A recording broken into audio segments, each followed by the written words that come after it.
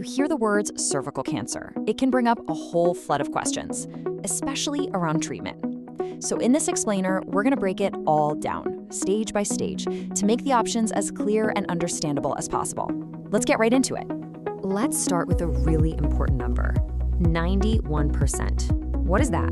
Well, that's the 5-year relative survival rate for early-stage cervical cancer. We're starting here because this statistic right off the bat carries a powerful message of hope. And all of that hope really hinges on this one central idea. Cervical cancer is highly, highly treatable if you catch it early. Early detection truly changes everything. So with that in mind, let's look at how treatment works right from the very beginning. So let's start where this journey so often begins, with early detection. This first part is all about the precancerous phase and what's known as stage I. You know, the key word on this slide is precancerous. Stage 0 doesn't even mean you have cancer yet. It means there are some abnormal cells that have been found, usually during a routine pap smear. And this is exactly what those tests are for, to give doctors a chance to step in before cancer ever develops. The treatments at this stage, well, they all have one simple goal: get rid of those abnormal cells before they have a chance to turn into anything worse.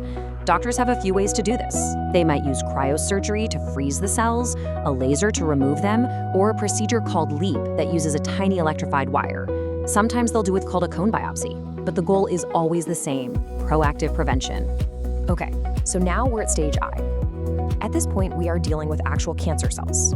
But, and this is the key, they are only in the cervix. They haven't gone anywhere else. And just to give you an idea of the scale we're talking about, some of these early tumors can be as tiny as a pencil eraser. For stage 1, the treatment options become a bit more significant. They can range from different types of surgery, like a hysterectomy, to removing nearby lymph nodes to be safe. This is also where we first see 2 key treatments that become really important later on: radiation and chemotherapy. And that brings us to the next chapter in our explainer. What happens when the cancer starts to spread? How do the treatment strategies change? So, radiation and chemotherapy. You hear these words all the time, right? Let's quickly break them down. Think of radiation as a sniper. It uses powerful X-rays to target and kill cancer cells in a very specific area. Chemotherapy, on the other hand, is more like a ground force. It uses drugs that travel through your whole body to kill or slow down cancer cells wherever they might be. All right, in stage 2, the cancer has begun to move. It's spread just outside the cervix into the tissues nearby. But the important thing to know here is that it's still contained. It hasn't reached the walls of the pelvis or the lower part of the vagina. Now, because the cancer is on the move, the treatment strategy often gets a boost. It's really common at stage 2 to combine radiation and chemotherapy. It's like a 1-2 punch. You get the targeted power of radiation and the body-wide reach of chemotherapy working together, which makes the whole treatment much more effective. By stage 3, the cancer has spread more extensively. It might have reached the pelvic wall or lower down in the vagina. And a really key detail here is that it can start to affect other nearby organs, like the kidneys, and it may have gotten into the lymph nodes.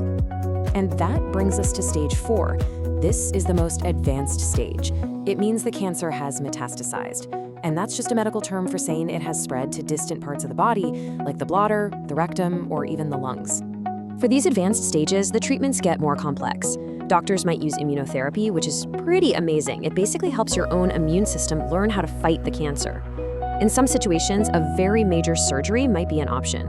And importantly, the focus can also shift to what's called palliative therapy, which is about using treatments not just to fight the cancer, but to manage symptoms and improve a person's quality of life. So, we've walked through all the treatments, but what does this all actually mean for a person's outlook? Let's take a second to really understand what these survival rate statistics are telling us. This chart just says it all, doesn't it? That 91% number we started with, that's for cancer caught early. Look what happens when it spreads regionally. That number goes down to 60%. And if it spreads to distant parts of the body, it drops all the way to 19%. This visual right here is the reason why screening and early detection are just so critical. But, and this is maybe the most important point, a statistic is not a person. A prognosis is about so much more than just what stage the cancer is. Things like a person's age, their overall health, the exact size of the tumor, even the strength of their immune system. All of these things play a huge role in their outcome. And that really is the ultimate takeaway here. Every single person's journey with cancer is unique. These numbers and stages are useful guides, but the best, the most accurate, and the most valuable information will always come from talking directly with your healthcare team. Okay, for our last section, let's zoom out. Because treatment isn't just about medicine and procedures, right? It's about managing your entire life with this diagnosis, and that absolutely includes taking care of your mental and emotional well-being. Take a look at this number, 70%. That's the percentage of people with cervical cancer who might also experience symptoms of depression. This isn't just some side note. This is a central part of the whole experience, and it needs to be talked about. So, what can be done? Well, here are some really clear, actionable steps.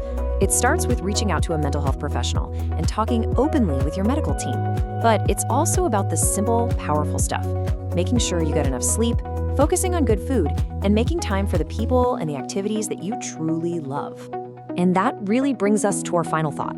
We've seen all these incredible medical strategies for fighting the disease, but the journey isn't just medical. So the question that we're left with is this: beyond all the treatments, how can we as a community do a better job of supporting a person's entire well-being, their mental, their emotional, and their social health throughout their cancer journey?